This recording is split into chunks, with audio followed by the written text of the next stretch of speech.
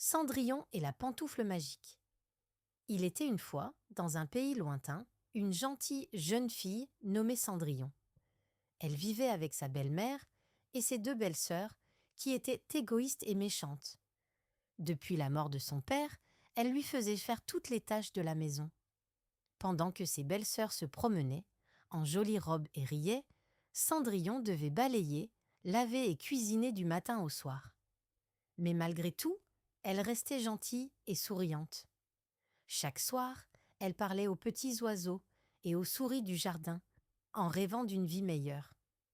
Un jour, un messager du roi arriva en ville avec une grande nouvelle: le prince organisait un bal au palais. Toutes les jeunes filles du royaume étaient invitées, et peut-être que le prince choisirait son épouse. Les belles-sœurs de Cendrillon étaient ravies. Pendant des jours, elles essayèrent des robes colorées et des colliers brillants. Cendrillon, elle, n'avait rien à se mettre. « Moi aussi, j'aimerais y aller, » dit-elle timidement. Sa belle-mère haussa les épaules et répondit d'un ton moqueur: « Si tu termines tout ton travail avant notre départ et que tu trouves une belle robe, pourquoi pas ?» Cendrillon nettoya la maison plus vite que jamais, mais à chaque fois qu'elle terminait, ses belles-sœurs lui donnaient encore plus de corvées. Quand le carrosse royal vint chercher les jeunes filles, Cendrillon était encore en haillons, les mains pleines de poussière. Ses belles-sœurs partirent en riant, la laissant seule et triste. Cendrillon sortit dans le jardin.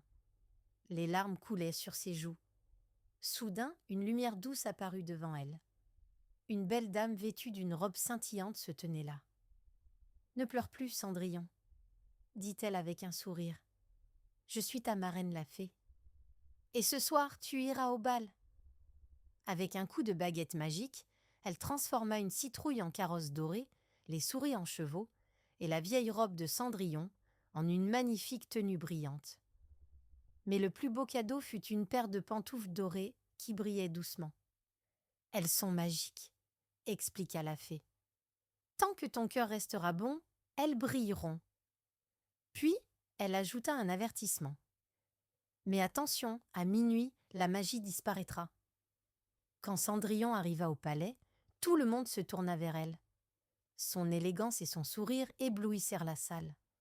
Le prince, charmé, s'avança vers elle. Ils dansèrent toute la soirée sous les lumières dorées du château. Cendrillon était heureuse, mais soudain l'horloge sonna minuit. Elle se souvint des paroles de la fée et s'enfuit en courant.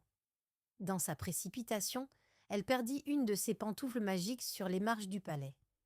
Sans attendre, elle sauta dans son carrosse qui disparut juste avant que la magie ne s'évanouisse. Le lendemain matin, le prince fit chercher la mystérieuse jeune fille qui avait perdu sa pantoufle dorée. Partout dans le royaume, les jeunes filles essayèrent la chaussure, espérant être choisies. Les belles-sœurs de Cendrillon essayèrent elles aussi, mais leurs pieds ne rentraient pas du tout. Alors, un garde aperçut Cendrillon et dit: « Pourquoi ne pas essayer avec elle ?» La belle-mère se moqua. « Elle ? Ce n'est qu'une servante. » Mais le prince insista. Quand Cendrillon enfila la pantoufle, celle-ci se mit à briller doucement. Le prince sourit. Il avait enfin retrouvé la jeune fille qu'il cherchait. Le lendemain, Cendrillon fut invitée au palais. Cette fois, elle n'avait plus besoin de magie. Sa gentillesse et son courage étaient sa plus grande richesse. Peu après, elle épousa le prince et le royaume célébra son bonheur.